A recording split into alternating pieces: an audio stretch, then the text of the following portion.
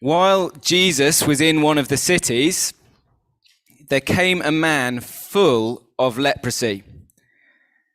And when he saw Jesus, he fell on his face and begged him, "Lord, if you will, you can make me clean."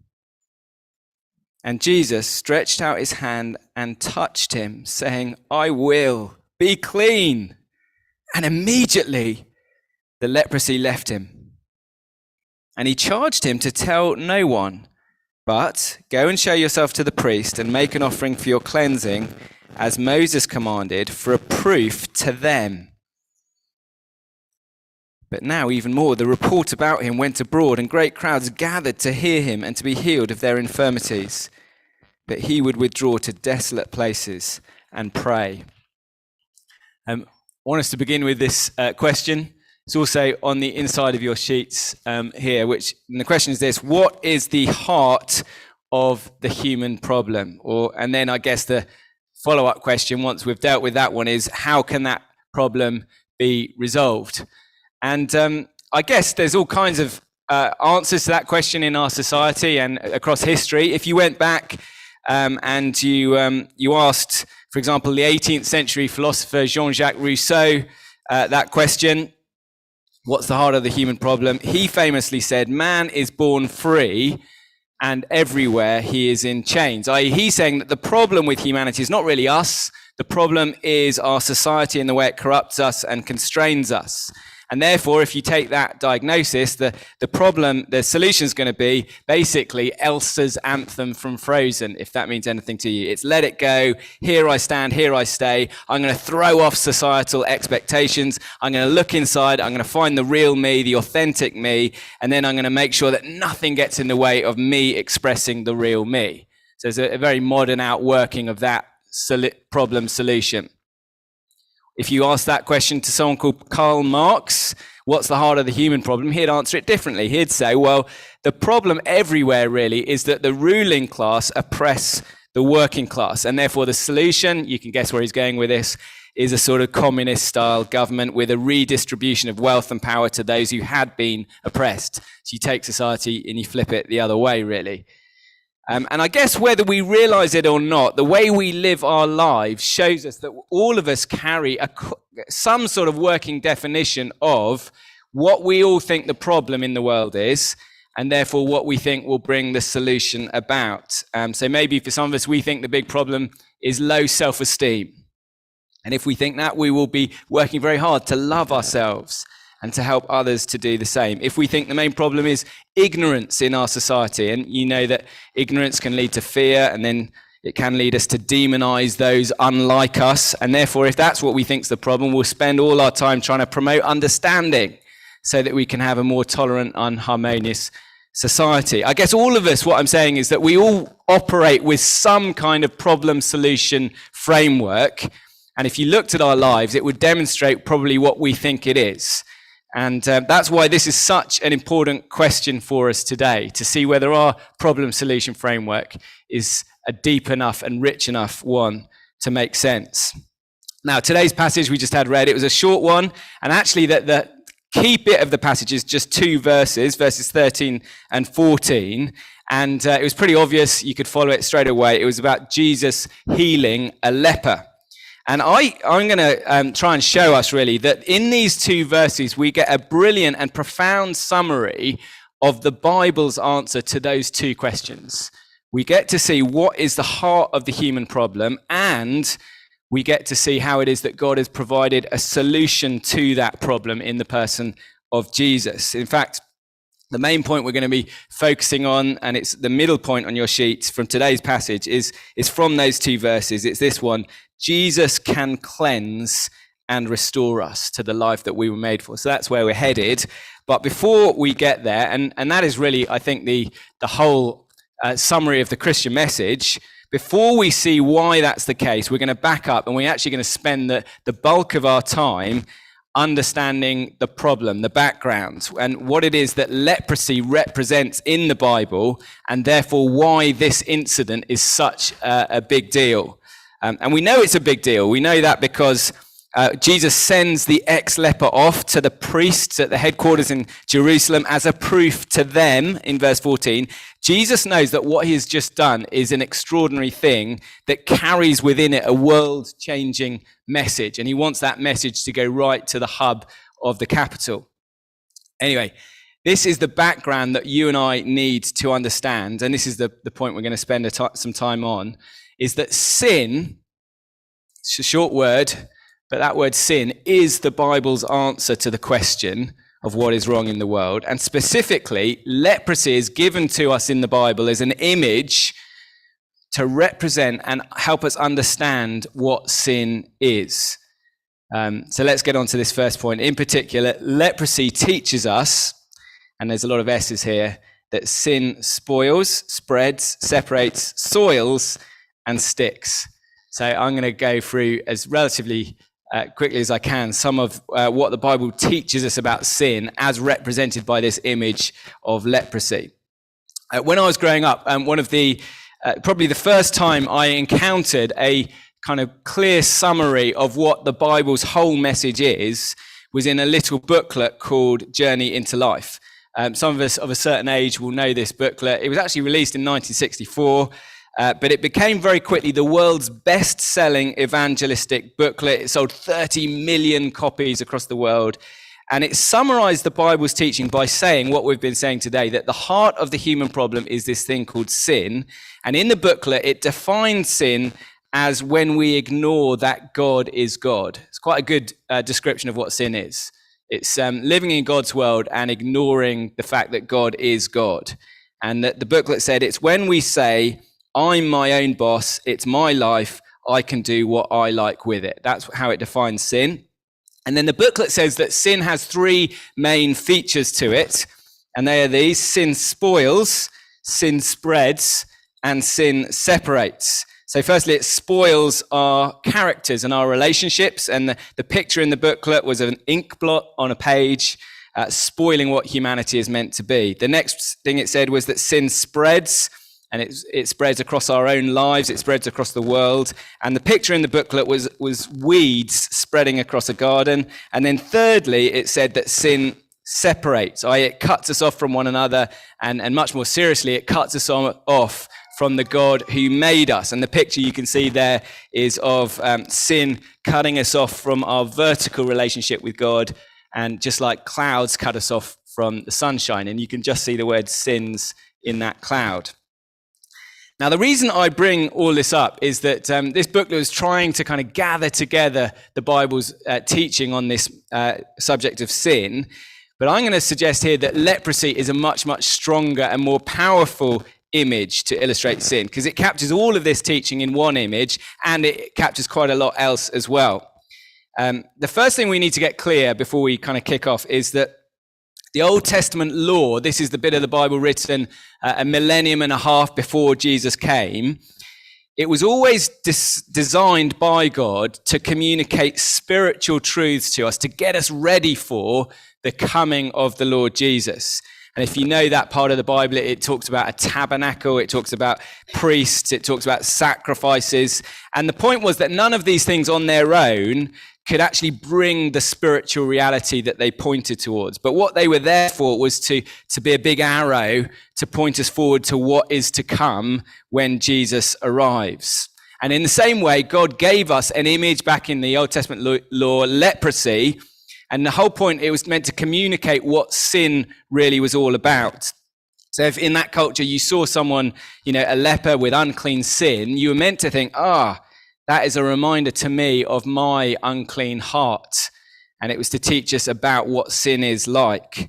And one of the things that leprosy teaches us, first of all, is that sin spoils, a bit like the Journey into Life booklet tells us. Unlike perhaps other diseases, if you had a disease of the pancreas, say, you could not know about it for a long time, it would remain hidden. One of the features of skin disease is that it's immediately obvious, it's disfiguring. You know straight away something's wrong. Instead of the body being like it was created to be, you can visibly spot something is not as it should be. A second thing leprosy communicates about sin there is that sin spreads, like the booklet said. And I guess the word leprosy in the Bible, it wasn't a medical diagnosis. It probably covered what we would now consider lots of different skin complaints. And whether or not the precise skin condition was contagious, and many of them were, the law stated that the ritual uncleanness of these skin diseases spreads immediately. As in, you just need one touch, and then you consider the person you've touched as unclean as well. As soon as you come into contact with a leper, ritually speaking, both of you are unclean and to be treated as unclean. That's why the law stated, this is in the chapter before we just read, the leprous person who has the disease shall wear torn clothes and let the hair of his head hang loose, and he shall cover his upper lip and cry out, unclean, unclean.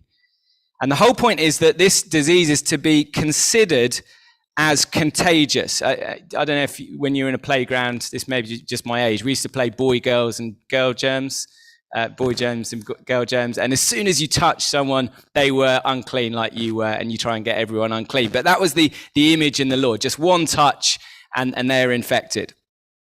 There's not many people played that game, but you can kind of get the idea of it. The whole point, is this one touch. It just spreads and spreads. And this principle reminds me of a video that I had to watch. I was a medic back in the day, and as medical students, we had to watch this video on the first day on the wards. It was a massive anticlimax, 3 years of waiting before you get to see a real patient. And on the first day, they hold you back and they make you watch a video on hand washing. And it was deeply frustrating. And in the video, the doctor touches an infected patient, and immediately there is a bright green splodge on the screen. Somebody did it with a pen over the top. And that's the uncleanness. And then he touches the curtain around the bed. It goes bright green. And then they touch the notes, bright green. Then he touches, someone else touches the notes. And then both of them go and shake hands with another patient. And then another. And green, green, green, green. Getting, within about 25 seconds, about a third of the screen is just bright, pulsating, radioactive, glowing green. And it's meant to kind of capture your imagination and say, look, wash your hands. And it's to show us that sin spreads and spreads and spreads. This is the Bible's picture right from the beginning. Sin kind of spreads down through every generation, never skips one. And it always spreads outwards across our world. It never skips a nation. It just spreads and spreads. And of course, this explains the world that you and I live in today. However the society is structured, this is true. Sin is in every human heart. And another thing that leprosy communicates about sin, not just that it spoils and that it spreads, but also the third one, like the booklet, that it separates.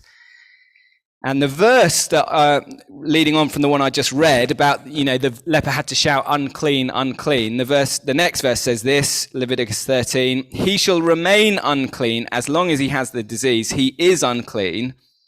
He shall live alone. This is verse 46. His dwelling shall be outside the camp. And this was to communicate that leprosy was a kind of living death. You were dead to your community. You could possibly live in a cave if you found a good cave, but you couldn't live anywhere near people. And symbolically, at least, you were dead to God. You were cut off from him. You couldn't approach God in worship. You were cut off. And lepers at that time would have had, no access to the synagogue or the temple, no visits to the market, no hugs from family and friends. And it was given to us as a picture of what sin does to humanity. Sin alienates us. It alienates us from God, most seriously. And it also alienates us from one another. It destroys trust and human relationships.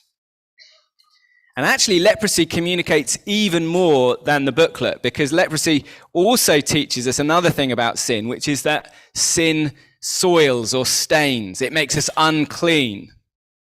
Now, in our reading, you probably noticed when the leper was asking for help, he didn't say, please heal me. He actually said something different. This was in verse 12. Lord, if you will, you can make me clean. The leper was to cry out, unclean, unclean, as he walked about. He would cover his upper lip, which I take it to be an image of shame and face covering, humiliation when you're dirty. And one of the things that leprosy did a brilliant job of communicating was this aspect of sin. And I guess we all know what we're talking about here, which is the fact that all sin leaves us feeling grubby. It leaves us feeling stained, and it leaves us feeling soiled. This guy, Mikhail Kalashnikov, he designed that rifle, the AK-47, and he died in December 2013, aged 93. And 8 months before he died, he wrote a letter to the head of the Russian Orthodox Church. And it was all about his feelings of uncleanness. And in the letter, he said this: "The pain in my soul is unbearable, and there is one matter I cannot resolve. The longer I live, the more this question drills itself into my brain. Do I carry guilt for what I've done?" And it's not just designers of assault rifles who carry this sense of uncleanness and guilt around with them. And I guess we all know this is something all of us experience at some level.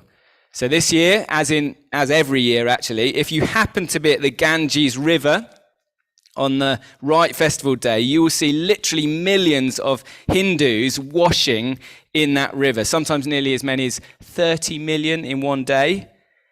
And you ask the question, why? Why do they do it? Well, they do it because they believe that getting into this water will cleanse them of their sins, and they long to feel that inner cleansing. Perhaps we have slightly different practices in this country, other strategies for trying to deal with this sense that we carry of uncleanness. An obvious one, I think, is just minimizing it. And we can do that by comparison. We comfort ourselves, at least we're not as bad as them. Sometimes we do it by blame shifting. Well, it's not my problem, it's that the problem is really my family, or the problem is my ex, or the problem is, and you just fill in the blank, whoever I can pin the blame onto. Sometimes we do it through rationalizing. So we convince ourselves that this feeling I have of uncleanness, well, it's just the product of a primitive judgmental upbringing. And therefore, if I can convince myself that right and wrong don't really exist, perhaps through expensive counseling, then I can try and suppress that feeling for a little while. Or perhaps for some of us, like Mikhail Kalashnikov, we try and find a priest or a therapist, someone in authority who can tell us everything's okay. You see, humanity has all these clever techniques, and they are all of them false solutions. You see, the reason we feel unclean is because of an objective fact that we are unclean before a holy God because of our sin. And these false solutions will not help us. And finally, along with all these other messages that leprosy communicates about sin, the fifth and final one is that sin sticks. That is that sin will not budge. It's incurable. All our attempts to wash it off will not work. It's significant that in Leviticus, and we just had that read in Leviticus 14, that these offerings that are to be made when these offerings are not to make someone healed. It was actually, if someone's been healed, this is what you do to mark that event. There's no way actually within the Old Testament law to get cleansed. And actually there's no expectation in the law really that someone could be cleansed. So the priest's role in those days, it was much more like a public health inspector than like a modern doctor. So he got to determine if the person was infected, and he got to determine if by some chance they got cured. But there was no pretense that the priest, or the whole temple system for that matter, could actually do anything to cure the leper. That was beyond anything the law hoped to offer. And there's discussion, if you read about it in the literature, which particular modern diseases might have been incorporated under that biblical term of leprosy. And we don't know the definitive answer to that. But I think it's interesting, first of all, that the scriptures just assume that leprosy is or curing someone of leprosy is something only God could do. You might know there's a famous passage in 2 Kings chapter 5, and this guy Naaman, the Assyrian general, he contracts leprosy. And he leaves his own country of Assyria because he hears that in Israel there's a true prophet of the true God. And he wonders whether just maybe that prophet might be able to help him. And he goes straight to the king of Israel, Jehoram, to ask about an introduction to the prophet and a possible healing. And the king, Jehoram, immediately tears his robes and he says this, "Am I God to kill and to make alive, that this man sends word to me to cure a man of his leprosy?" And the whole point behind that statement is that leprosy is incurable. Do you see the point? It's like a resurrection. Curing someone of leprosy is something which only God could possibly do. It's like raising the dead. And of course, that makes sense in our reading of why Jesus sends the guy off to the priest in verse 14, because they will know this is completely unheard of. And that's why one verse beyond our passage, verse 17, we discover word has spread about Jesus. Messengers get sent to Jesus from Jerusalem, 80 miles away. And that's significant because that is Jerusalem's where the priest would be. He would be making the offerings for this man's cleansing. And the reason this news is such big news for them is because everyone knows that this cleansing can only be from God. Leprosy is humanly incurable.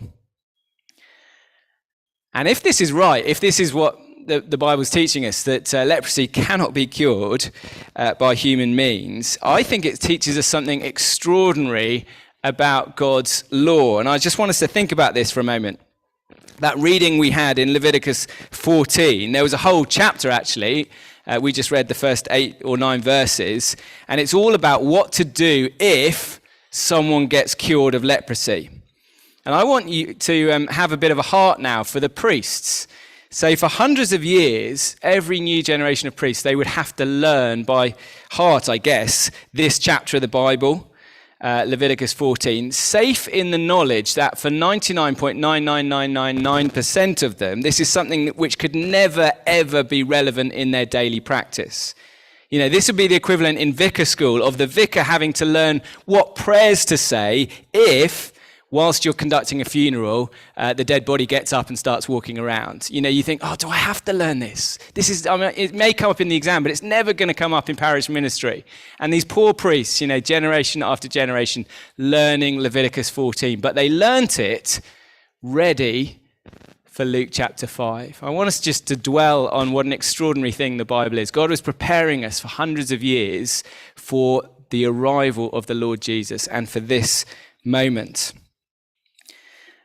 So this has been a long first point. Don't worry, the others are shorter. And we've seen all this stuff that leprosy communicates about what is the heart of the human problem. And we've got these 5 S's. There isn't some kind of challenge amongst preachers who can have most points beginning with the same letter. The reason I put all this in here is just to show us that whilst the Bible's answer to what is the human problem is it sounds simple, doesn't it? Sin, one word.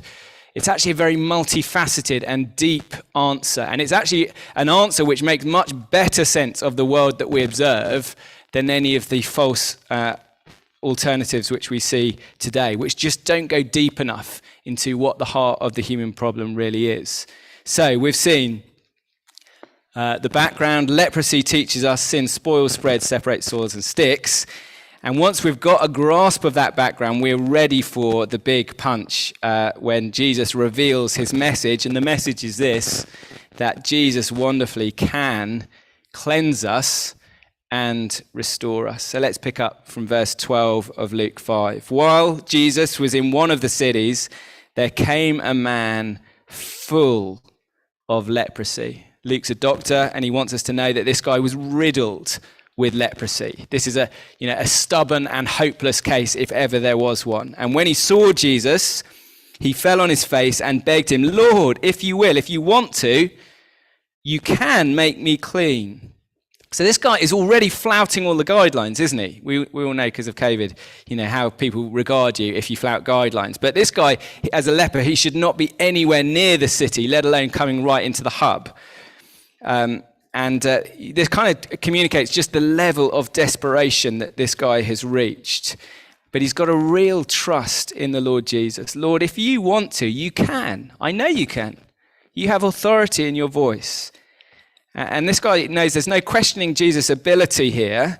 He just wants to know whether Jesus wants to cleanse him. And of course, Jesus could not be more willing. Jesus loves to help.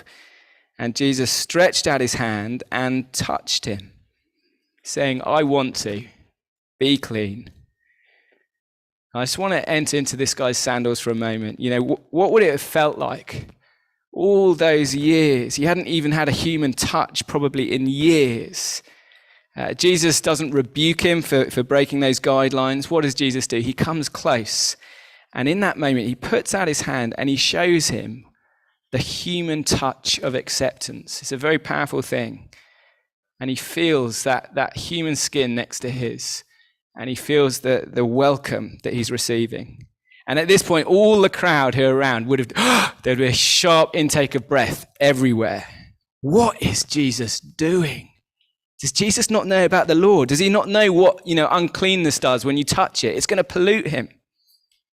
And then we read straight away, verse 13, and immediately the leprosy left him. And I want us to think about the visual spectacle the crowd got to see. This guy just riddled with leprosy. You can see it a mile off. And then suddenly, in that moment, his skin is just fresh and clean. Perhaps digits grow back, I don't know. And he looks like a newborn baby. It's an image of being born again. And in that moment, something profound happened to this world, and hope was sown into a dark world. I want us to think about this globally. Up until now, the stain of sin has always gone in one direction. Since our first ancestors, with every new generation, every new territory, every new nation, sin has always gone in one direction. It's spread, always in one direction.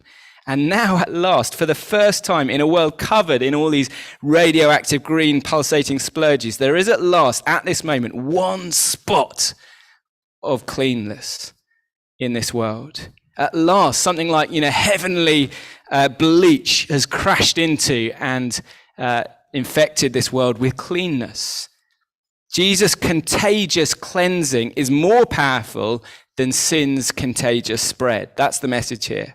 Now at last, there is hope. There is the possibility in this dark world of cleansing. And what a moment this is. What a difference it's made to the history of the world. Jesus' cleansing really is stronger than any problem, any pollution in the human heart. And it's not just a moment of cleansing, it's also a moment of restoration. That's what I put on the sheets. And this guy, this leper's life, it will never be the same again. That feeling he's carried around him of always feeling unclean, dirty, soiled. And now it's gone. And he feels clean again. Now that alienation, that separation from God, that separation from the human community, it's all gone. And he can at last start to live life as it was always supposed to be lived. A life in communion with the God who made him and with other people, God's people. So we began by asking that question, what's the heart of the human problem? How can it be solved? And although the Christian's answer to that is very simple, sin, and it can be solved by Jesus, it's not simplistic. I hope we can see that Jesus, the answer he gives us, well, first of what sin is like, is very profound and multifaceted. It does reflect the life the world that we live. But I hope we can also see that the solution to it is very glorious. Jesus alone can bring things back to the way they should be. He can recreate this world to be how it was always intended to be, and yet much better. And I guess all of us know the reality that we're talking about today, of that feeling of uncleanness because of our sin. And I want to encourage us to take responsibility for it. It's not because of our childhood. It's not because of something out there. It's because of something real and objective. We really are unclean by nature before a holy God. And now Jesus stands before each one of us, and wonderfully we discover he is not repelled by our stench. And he comes to each one of us and he reaches out in our uncleanness And he says, I am willing, be clean. And this offer is available to anyone, to every single one of us here who will just receive it, receive Jesus' words over us. Perhaps some of us in this room need it today, perhaps for the first time, perhaps for the 101st time. We need to hear those words spoken over us. Be clean, Jesus says. And finally, as we close, and this one will be briefer, there's one other key outbox from these verses, and I didn't want us to miss it, and it's the third one on the sheets. The outbox, this is what Jesus wants the world to know. So let's pick up from verse 14. And Jesus charged the ex-leper to tell no one, but go and show yourself to the priest and make an offering for your cleansing at the temple, as Moses commanded, for a proof to them. The key thing to understand here is that Jesus isn't after fame and popularity as a mere healer. He can heal, he does heal, he's brilliant at it. But the reality is that there's such a high degree of Jesus mania at this time on account of Jesus' healings. It was actually starting to hinder what Jesus was trying to do. And by verse 16, we read that Jesus was having to withdraw to desolate places and pray. Perhaps he was just seeking relief from the crowds. Perhaps he was seeking spiritual protection, giving the growing temptation to seek popular approval rather than following the mission that his Father had given him. But the point is that suffering people naturally want healing. Of course they do. And Jesus has a big heart and he's willing to provide it here. But Jesus knows that what he has come to deliver is something much better. Something deeper and more glorious, something which will ultimately lead him to the cross to die, as we read on in this gospel. Because Jesus is ambitious, and Jesus wants not simply to deal with the symptoms of this world's problems. He doesn't just want to deal with the sickness in front of him. Jesus actually came to do something much more profound. He came to deal with the root of the problem. He came to deal with sin once and for all. And this is the message that Jesus wants to get out there to the world.